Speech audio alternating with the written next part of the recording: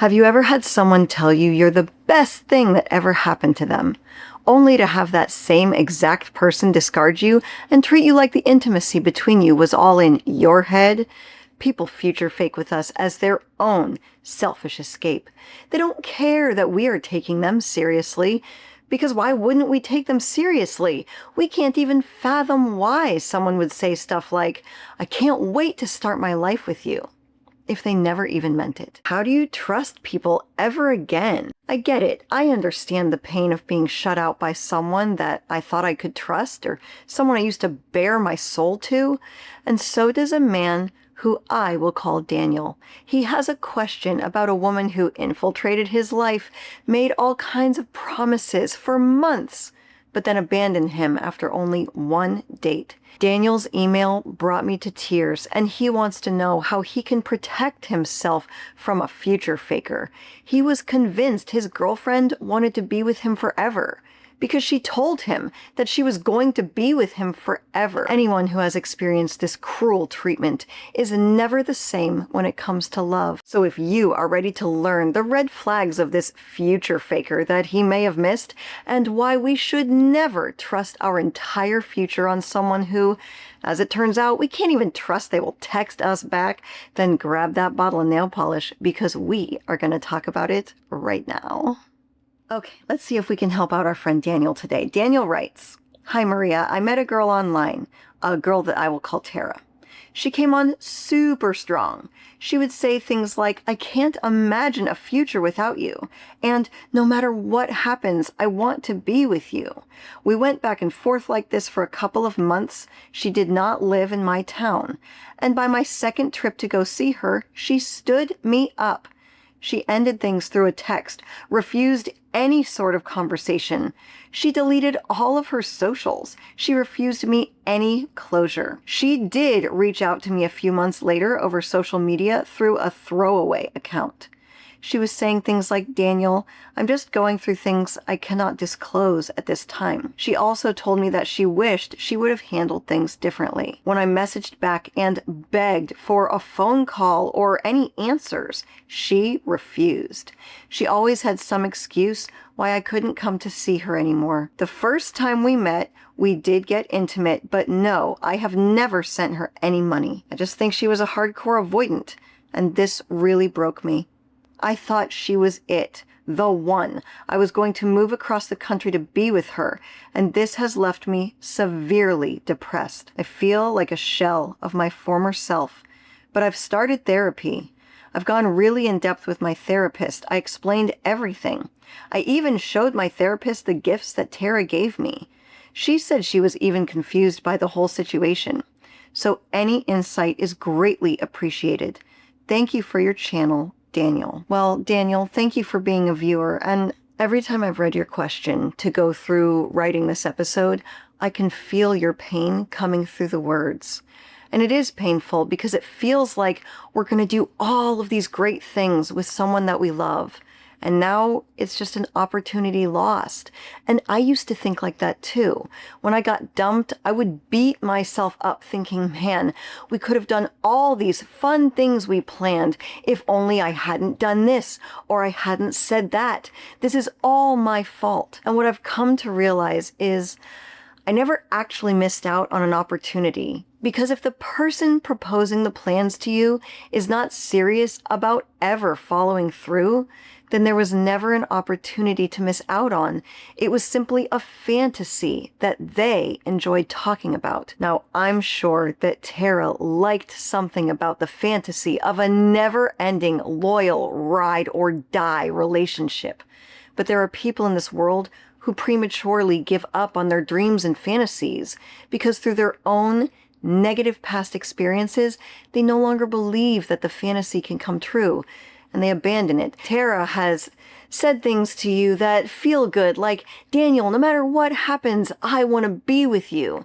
And I'm sure that somewhere along the way, something or someone very significant in Tara's life really let her down. So she enjoyed escaping into a future world where no matter what happens, you will always be there for each other. But she felt safer with your dynamic when it was online. And to your point, I don't think she was angling for money. Says you went on like this for a couple of months. She would have brought up trying to cheat you or scam you by now.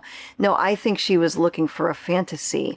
A lot of people who avoid intimacy have a really sad backstory, but that doesn't mean it's okay for them to turn you into collateral damage. And I think on some level we all do a little bit of future faking, even with ourselves, because it feels good.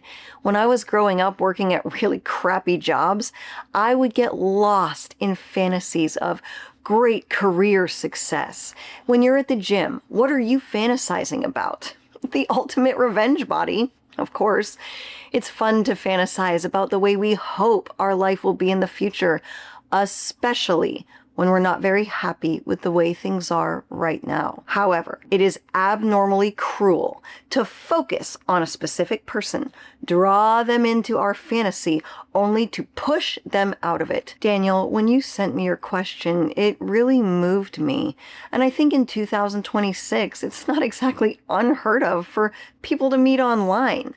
But I definitely feel like it's still important to meet in person sooner than later. Physical experiences and closeness is really the fastest, most natural way to get to know someone, because let's face it, online, people can say anything about themselves. And I'm glad to have met you, Daniel, but we've only ever met online. We could have a beautiful online connection over the next year, and then one day you could come to my house and find out that I'm a pill-popping ferret hoarder. I mean, those ferrets could be right over there. They're not, but how would you know? You wouldn't, because right now you've only ever met me online, and I have the luxury of showing you anything I want within this box. And I can also leave out anything I choose, and you wouldn't know because you're not here. And that's the point I'm trying to make here. Unless you hang out with someone in person, you'll never know anything about them for sure. And I'm not trying to make you feel paranoid. I'm just trying to say that even though I don't think that the majority of people online are out to deceive you, I do think that there are some people who are only out for themselves. So meet prospects sooner than later.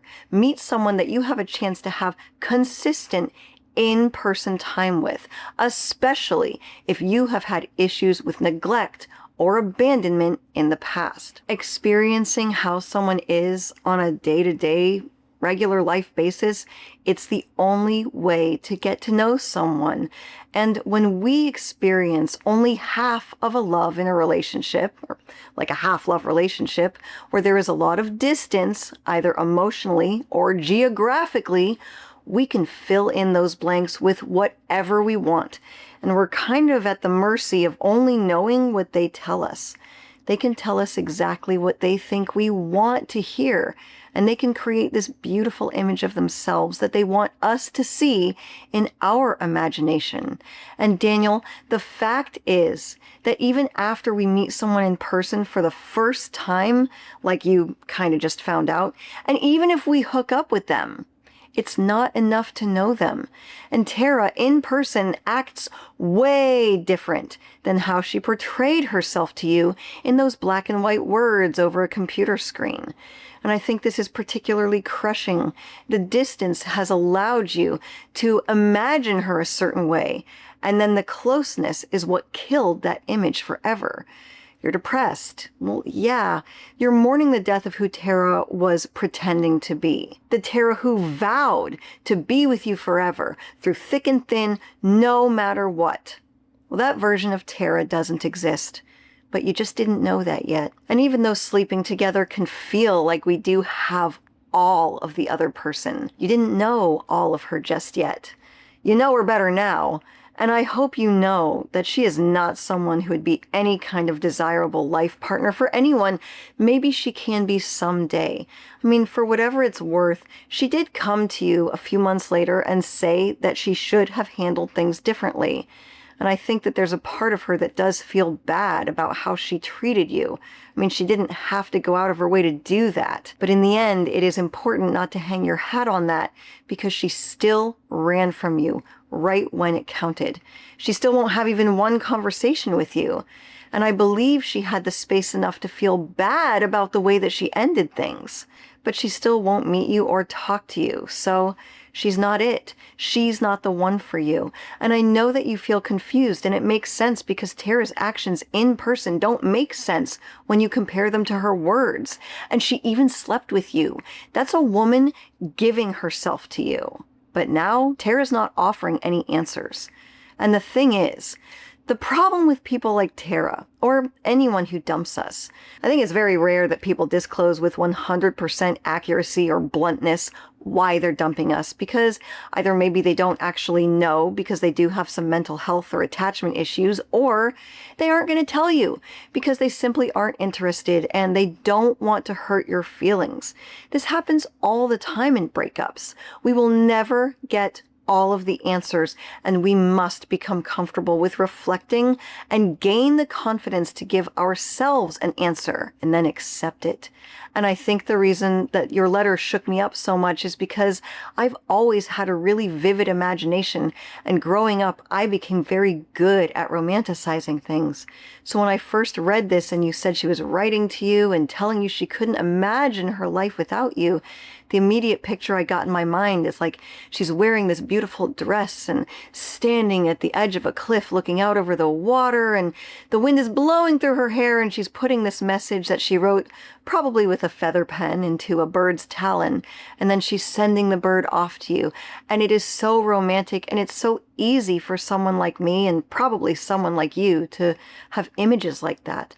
But the reality is, she's sitting alone in her room, typing things onto a computer screen. But these are things that make her feel really good in that moment because maybe she wanted an escape from something in her life. So why did you have to be the one who got sucked into her lovely lies? Well, I think as humans, we all become more vulnerable if we're in a place where we're not really too happy with things going on in our life, or we're feeling really down about ourselves. And even if we're skeptical, something in us wants so badly to believe that what people are telling us is true. And I'm not saying that she didn't like you, but when she was typing to you, she was trying to emotionally distance herself from something that she doesn't like in the reality of her own world. And I do believe that on a certain level, we meet people exactly where we are. I mean, you're ready to drop everything in your life and move and go be with someone that you only had one in-person date with. So the act of leaving your life behind and moving across the country, what are you trying to distance yourself from? Does it have anything to do with getting distance from how you see yourself? And I'm just asking, I don't know you, but I know that personally, some of the most mentally messed up, toxic people I ever got attached to quickly, there was definitely something going on in my life that was not fulfilling to me. And I liked the way that this person's attention made me feel. They made me feel seen. They made me feel more important than I thought I was. And it was like they thought I was beautiful, and almost nothing feels better than feeling like someone desires you in a time of your life where you don't feel like a winner. And then someone comes along and they're like, yes, you're craveable and lovable and sexy. And if you're not necessarily happy with wherever you're at, you bet you're going to drop everything for that person, because compared to your reality, a future with them is looking real good. Oh, but Daniel, welcome to the other half, where we know attraction is not just about looks. We also need to take care of the inner half, because we don't want people who are only out for themselves to feel like they are our lifeline. And Daniel, it's time to ask yourself, what is your definition of winning in life? And do you have any of those things in your life right now? Maybe you describe winning as having a woman who loves you. Maybe you move, you start a new life, you get a different career because the one you have now sucks. And maybe you've always wanted kids and now you guys have children together. I mean, whatever your idea of winning is, this woman made you feel like she was going to give it to you. And the thing is, these things that you want, once you write them down and you think about them, I'll bet they're not completely impossible to get, but they are tough.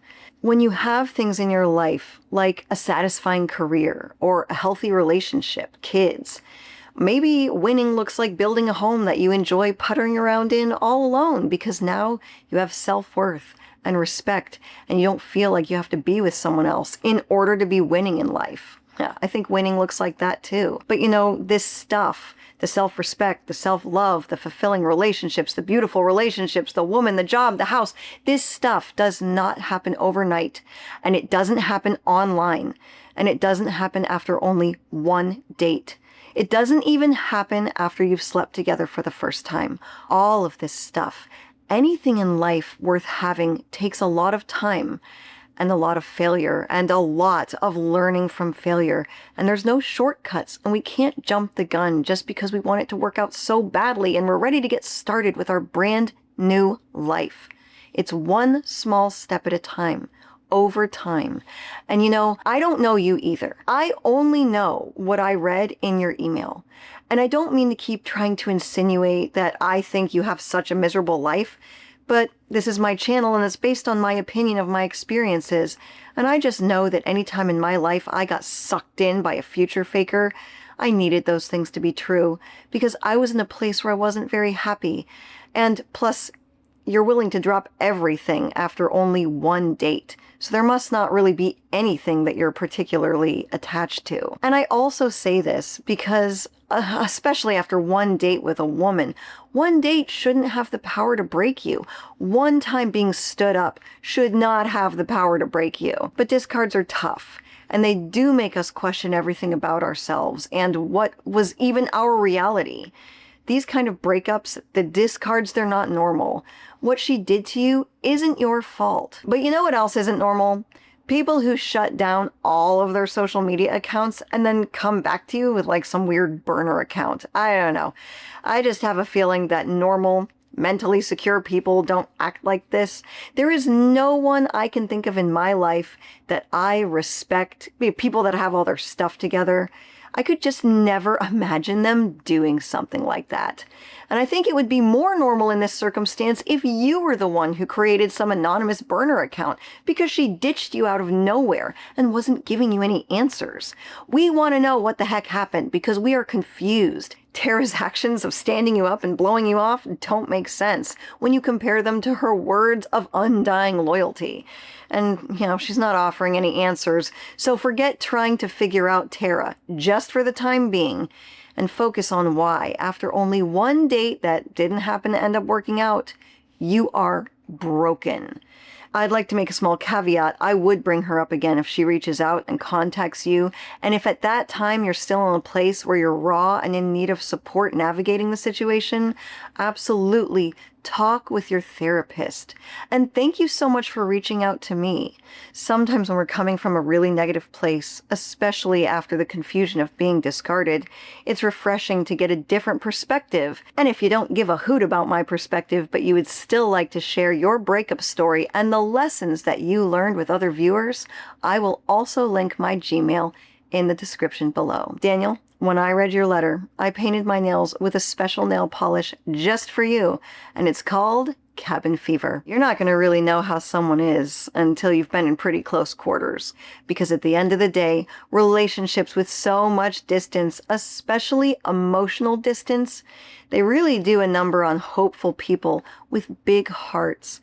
People who want to find the one. And that's just it, right?